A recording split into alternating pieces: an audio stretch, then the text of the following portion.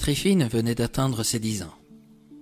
Son regard, lorsqu'il croisait le vôtre, inspirait immédiatement la peur.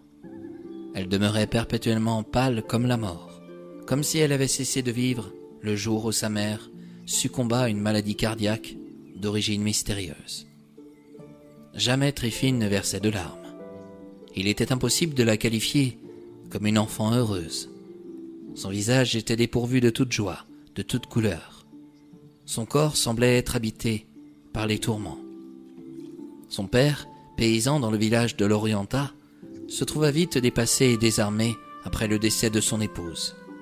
En réalité, il connaissait peu sa fille, ne la voyant que le soir au moment du souper, tandis qu'il passait le reste de ses journées dans les champs.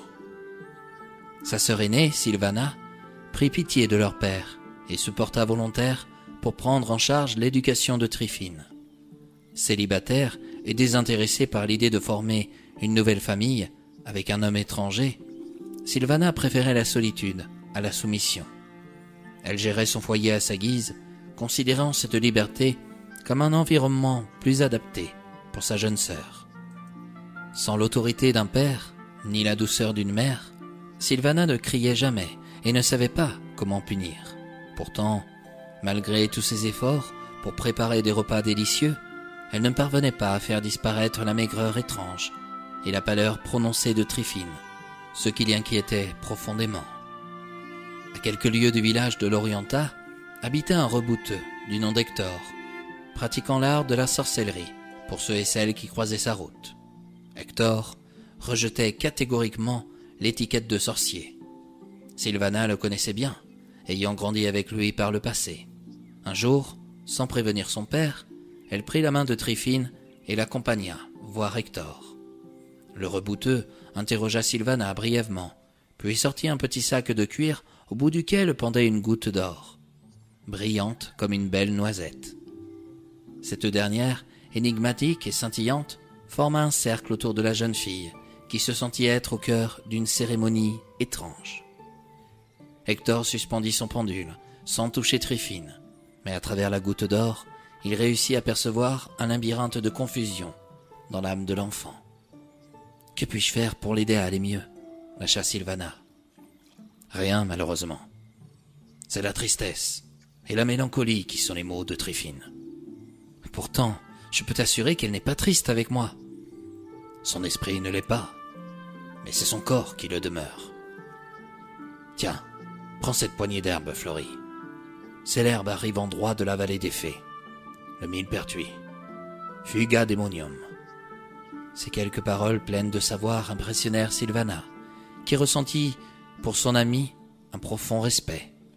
Il fit sentir l'odeur de cet encens et ajouta « Il n'y a pas de meilleure plante pour chasser les vilains démons dans ta demeure. Tous les matins, tu froutteras ces fleurs dans tes mains. À chacun de ces réveils, tu les feras respirer leur odeur, y compris le soir avant qu'elles se couchent. Le jour où tu n'en auras plus, tu pourras revenir en chercher ici. Accroche une branche à la porte de ta maison. Ça fera chasser le malin. » Sylvana, pour remercier le rebouteux, lui offrit une tarte aux pommes. C'était son plat préféré. À Britannia, on ne payait pas les services. On préférait échanger des savoirs. Le rebouteux cuisinait rarement. Recevoir une tarte aux pommes faite par les mains de Sylvana remplissait largement son cœur de joie. La jeune femme rentra chez elle et suivit à la lettre les conseils de son amie. Cependant, avec le temps qui passait, elle commença à douter, se sentant progressivement éloignée du savoir impressionnant du rebouteux. Un matin, Tryphine semblait moins pâle. Sylvana pensa que les plantes avaient enfin fait leur effet.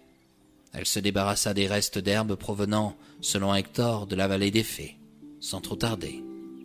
Prise par les routines quotidiennes, elle s'accoutuma à la pâleur de sa petite sœur, se disant qu'il n'y avait pas lieu de s'inquiéter, puisqu'elle ne tombait jamais malade. De temps à autre, des connaissances lui faisaient remarquer la maigreur anormale pour son âge. Sylvana s'en inquiétait à nouveau, se sentant une fois de plus envahie par la culpabilité.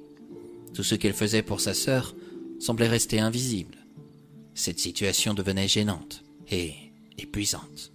Par moments, Tryphine semblait avoir un regard vide, comme perdu dans un autre monde. Malheureusement, Sylvana ne possédait pas les moyens de l'en sortir. Un jour, Tryphine entendit les poules dans le jardin de sa grande sœur, qui dormait profondément. Prise d'une impulsion soudaine, elle se leva. Le soleil pointait à peine à l'horizon. Elle eut alors l'idée d'aller cueillir du muguet pour Sylvana, désireuse de lui faire une surprise. À la campagne, il est commun de continuer les travaux agricoles même la nuit, lors de certaines saisons. Certains paysans remarquèrent Tryphine passant près de leur ferme, en direction de la forêt des Charmes. C'était étrange. Elle s'enfonça dans les bois où les oiseaux chantaient et où les premiers rayons du soleil baignaient l'environnement d'une lumière enchanteresse. Tryphine aperçut quelques brindilles de muguet. Sa peau d'une blancheur immaculée semblait se confondre avec cette plante éphémère et délicate. Elle était émerveillée par sa beauté et adorait son parfum. Absorbée par sa cueillette, Tryphine s'enfonça davantage dans la forêt des Charmes. Son bouquet était maintenant imposant, et la petite fille était aux anges. Elle s'assit un moment, plongeant son nez, aussi blanc que le muguet, dans les fleurs, et ferma les yeux pour en respirer le parfum. Lorsqu'elle les rouvrit, une dame verte se penchait vers elle. Petite et fine, son regard était doux. Elle lui tendit la main, que Tryphine accepta sans hésitation. Ensemble, ils avancèrent, comme dans un rêve, transformant les ronces et les cailloux en un tapis de satin. Autour d'eux, la nature s'éveillait et chantait. En silence, ils atteignirent un château de verre, dont l'existence était inconnue à Britannia. Des enfants joyeux couraient dans la cour du château, vêtus de couleurs vives, telles celles des bouffons des différents royaumes de Britannia. Ils dansaient, riaient. Tryphine aperçut de somptueux jardins de fleurs ornés de magnifiques fontaines. La dame verte semblait être à la fois présente pour tous et seule pour chacun. Personne ne parlait, car la télépathie était le seul langage de ce lieu merveilleux. Tout semblait simple et transparent, comme l'eau de roche ou le château de verre, ou encore le muguet que Tryphine tenait dans ses mains.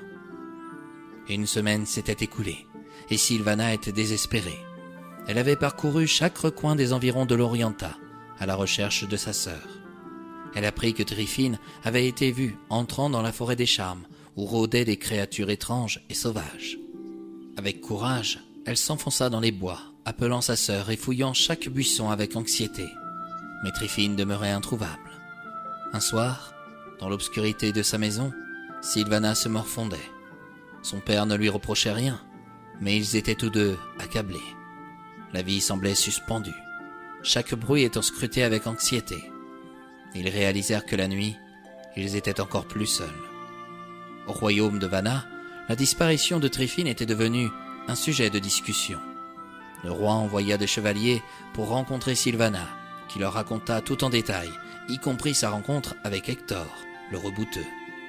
Son père regrettait de ne pas avoir été informé.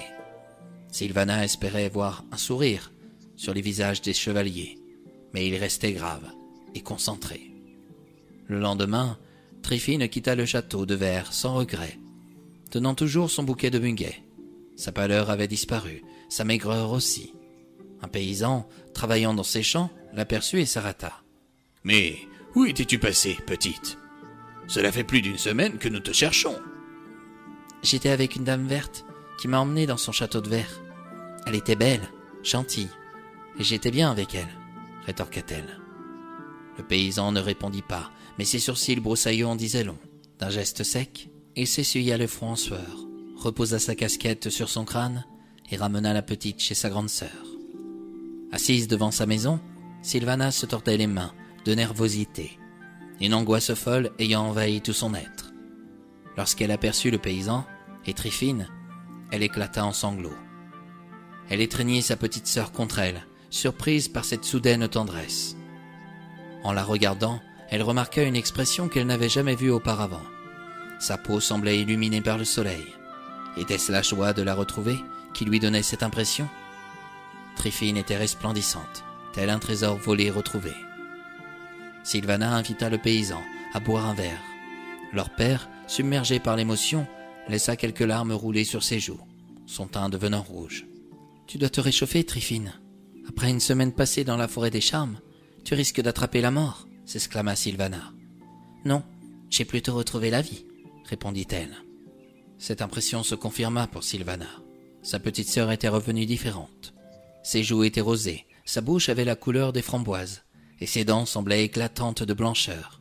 « Dis-moi, Tryphine, où étais-tu réellement passée ?» demanda Sylvana. « Je suis allée dans la forêt des charmes pour te cueillir ce bouquet de muguets. Et là, j'ai rencontré une dame verte après avoir fermé les yeux en sentant l'odeur des fleurs. Elle était belle, gentille et douce. Elle m'a conduite dans son château de verre, où il y avait d'autres enfants avec moi. » Tryphine révéla tout. Sa grande sœur était partagée entre la joie de la retrouver et l'inquiétude qu'elle soit devenue folle. Non, cela ne pouvait pas être le cas. Comment aurait-elle pu alors devenir si... Afin de se rassurer, un jour, Sylvana emmena sa petite sœur chez Hector. Lui, qui a impressionné les gens avec ses recettes miraculeuses, fut cette fois-ci étonné. Il ne trouvait aucune explication à la guérison de Tryphine, mais il affirma à Sylvana: « Tu sais, dans ce monde, nous savons tous que la magie existe, et qu'il y a des créatures mystérieuses qui peuplent nos maisons, nos campagnes, nos forêts, nos montagnes, nos océans et nos rivières.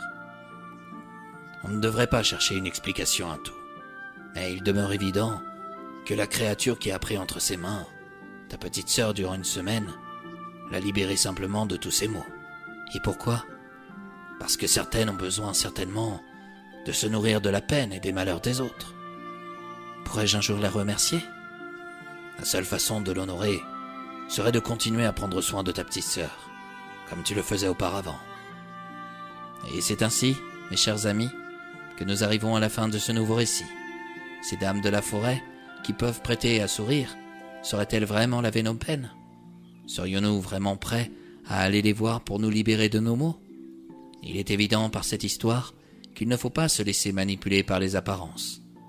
Que l'on soit une dame verte, blanche ou autre, nous avons tous le droit un jour à provoquer du bonheur autour de soi, et pas simplement que de l'ombre.